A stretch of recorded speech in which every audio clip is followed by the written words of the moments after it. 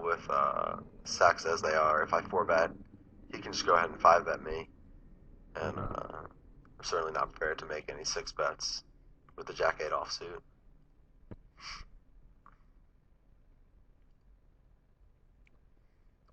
So although if I were to get, if he were to bet this flop, I would have the best hand quite a large amount of the time, but I can't really justify calling because the hands that he's betting, um, straight draws, flush draws, obviously all strong hands, are going to continue to bet, and I wouldn't really be able to call down on any turns except for 6.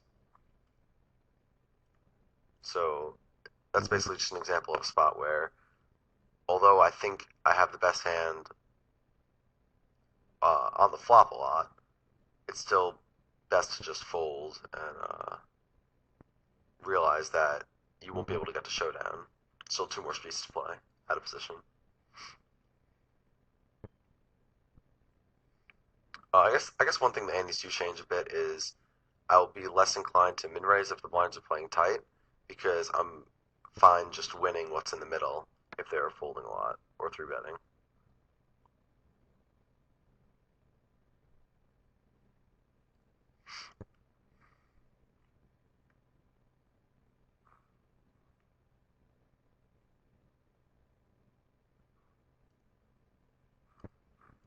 Pretty easy defend here.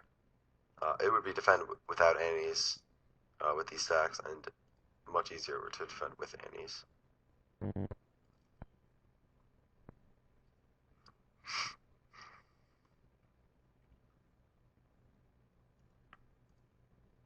Um, so this is a spot where I'll just talk about this ace jack in 1 minute. I want to figure out if I want to lead or check raise here. Could even check call. I'm going to start off by checking. So this ace jack is a spot where I don't really want to bet on the turn. I'm going to go ahead and bet now. The reason I want to lead on the turn is because uh, his range is probably weighted towards showdown hands, and when a lot of draws turn, he can put me on Jack 10, any type of spades. He's probably not going to fold those pairs, and I'd rather just bet my draws that have good equity against his pairs than just overcards.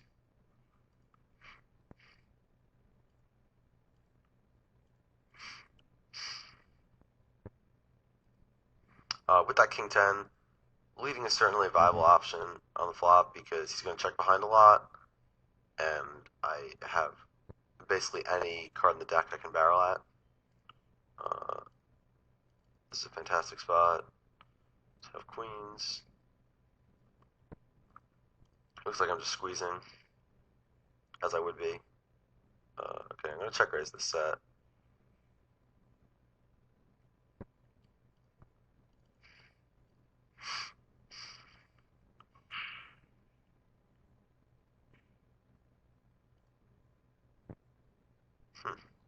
It's a pretty good flop.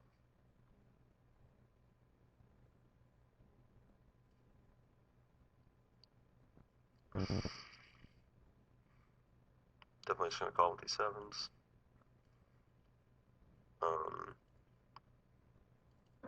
So here he's not really going to think I have anything because, I mean,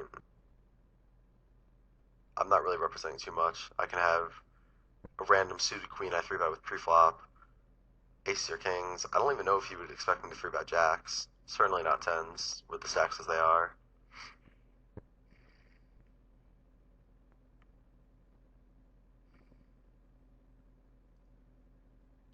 Okay, so, I mean, at this point he either has sevens full or absolutely nothing. Small chance of aces or kings. I'm clearly just going to call because it's more likely he continues to bluff if I call than it is if I re-raise. And sevens full gets stacked either way. There's no card that can come when I have the 2 remaining queens that I don't stack sevens full on.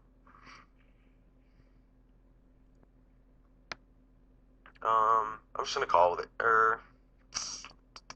I'm just gonna call with ace queen here. I think Giggy's probably pretty loose, but I don't really know how he plays, so I'm not too excited about three betting and putting myself into situations where I'm not sure what to do. Pretty easy spot to just go ahead and bet two streets now. Yeah, so it's just obviously a massive cooler.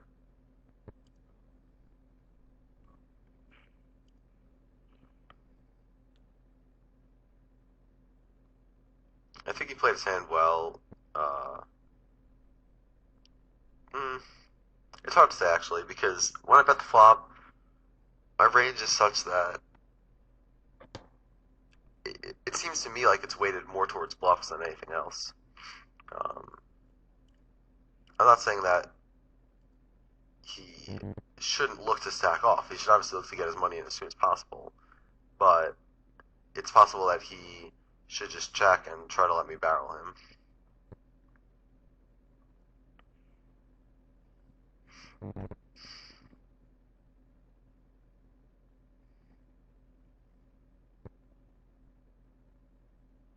Uh,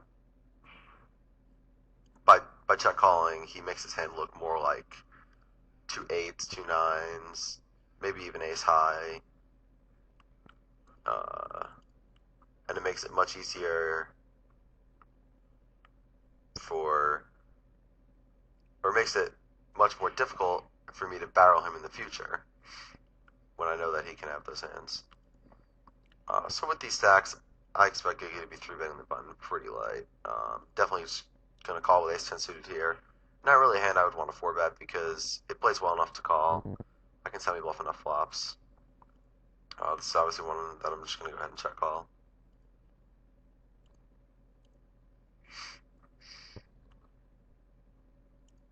Interesting, he checks behind. Now when he checks behind, I think that he more likely has a marginal showdown hand. Although it's still possible he has a hand like ace king or ace jack and doesn't want to bet on a coordinated flop where he might make his hand look stronger than it actually is. But when this draw turn, when the second draw turns, I'm just gonna go ahead and bet, and then hopefully a blank comes and I can bet again. Hmm.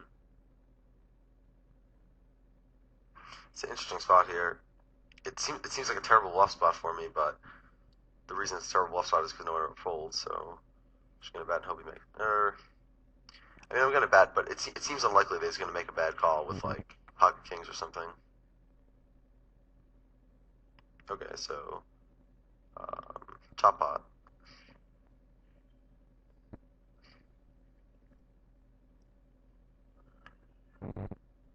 Given the speed of his call, although it was an easy call with the hand he actually had, it's possible that he would call with the bluff catchers that I was trying to get value from. Excuse me.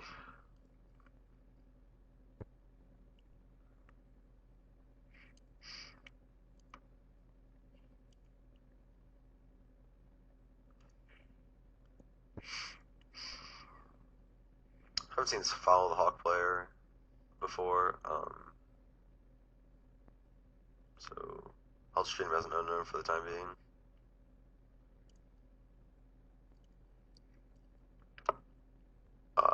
Gonna go ahead and bet this and look to get two streets and a lot of turn cards.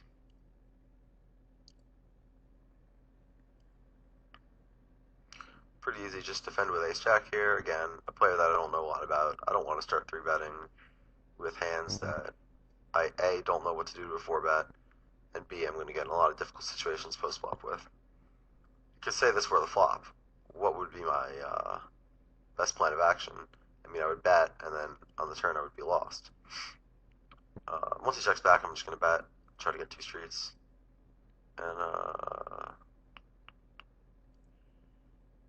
here with ace king, I don't mind flatting. Basically hoping just Gigi squeezes and I can back raise. If I had more of a history with Follow the Hawk, where I could think that he might 4-bet bluff me, or call my 3-bets very light, then I would be more inclined to 3-bet him.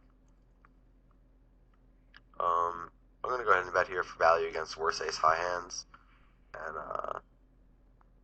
potentially turn my hand into a Mm. bluff on some rivers to try to get him to fold a hand like pocket threes.